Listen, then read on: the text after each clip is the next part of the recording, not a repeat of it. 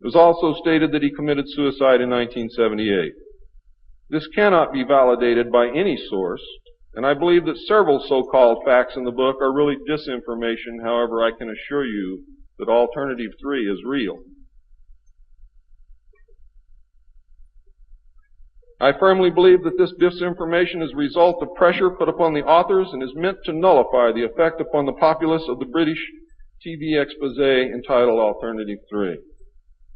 The headquarters of the international conspiracy is in Geneva, Switzerland. The ruling body is made up of representatives of the governments involved as well as the executive members of the group known as the Bilderbergers.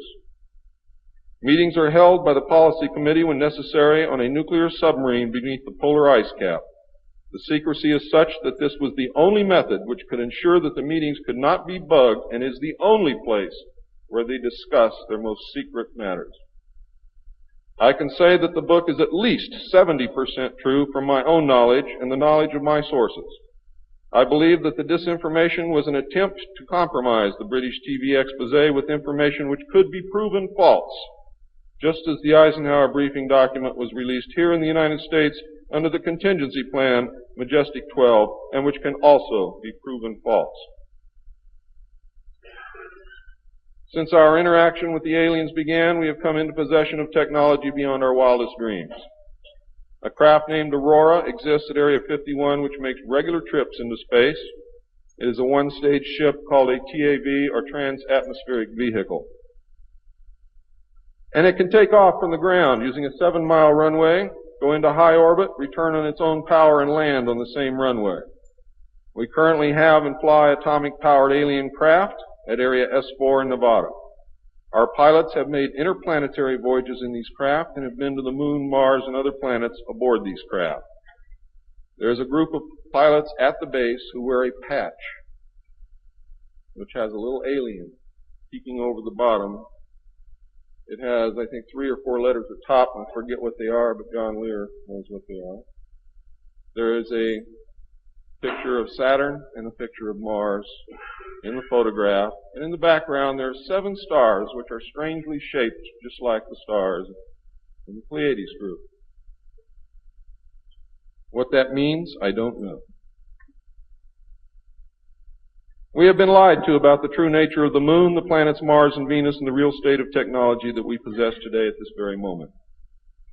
There are areas on the moon where plant life grows and even changes color with the seasons. And this seasonal effect is because the moon does not, as claimed, always present the exact same side to the earth or the sun. There is an area that wobbles in and out of darkness on a seasonal basis, and it is near this area that the plant life grows. The moon does have a few man-made lakes and ponds upon its surface, and clouds have been observed and filmed in its atmosphere. How many of you remember the period of time, several years, when almost every reported alien craft that was reported landed was on or near water and appeared to be pumping water into the craft? How many of you remember that? Quite a few. The water went to the moon, ladies and gentlemen, to change the moons. And it is working.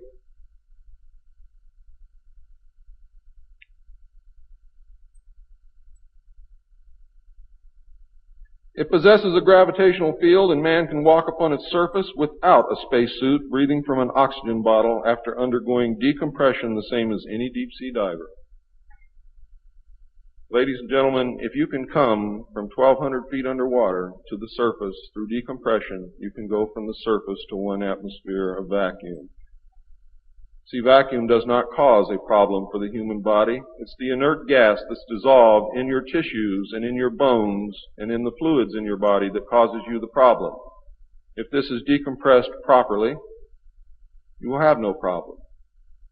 All you need is a very small amount of oxygen, a very small pressure to breathe. You will suffer no harm, except for one thing, that oxygen becomes toxic after breathing it over a long period of time.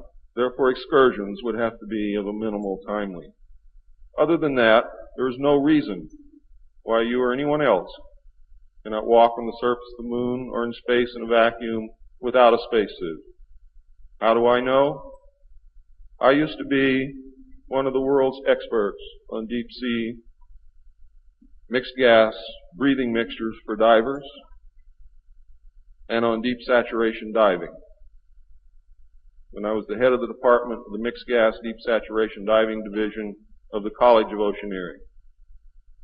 And I can tell you now, it's much easier to decompress to a vacuum and walk on the surface of the moon than it is to bring a man up from 600 feet.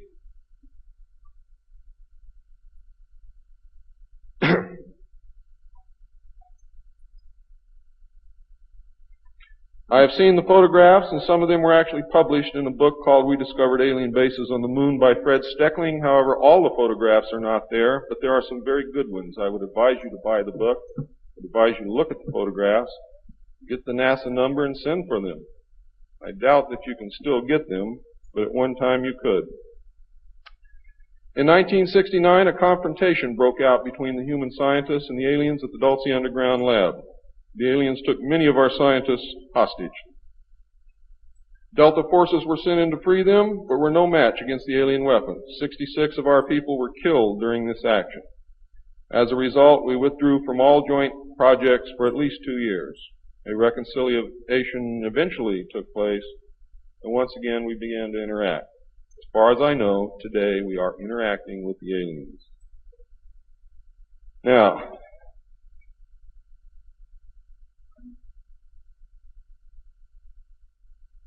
I'm gone past my limit. I'm not going to infringe upon the other speakers. The text of my speech will be on sale outside. I only have one message to give you. I don't care what you think of me. I don't care what you call me. I do care what you do with this information because it is important to our survival as a species. It's important to our planet. It is important for the world. What happens to me is of no consequence, and I knew that when I started this.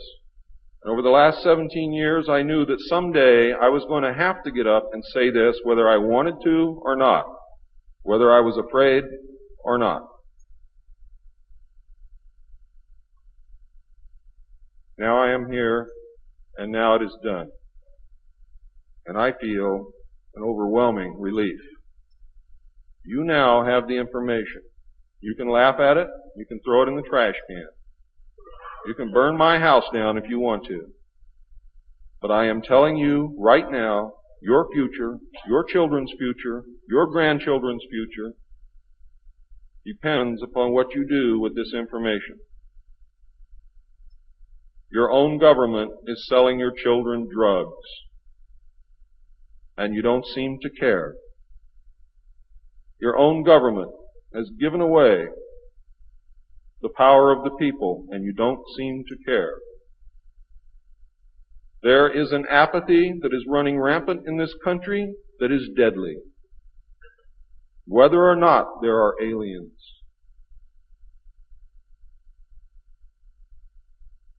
We are truly now at this moment a nation of sheep. And ladies and gentlemen, I assure you that sheep are always led to the slaughter. But it does not have to be that way. There is tremendous power in knowledge. There is also tremendous power in secrecy. Take away that secrecy, you make sure that you're informed, and you can change things and stop fighting with each other. Thank you.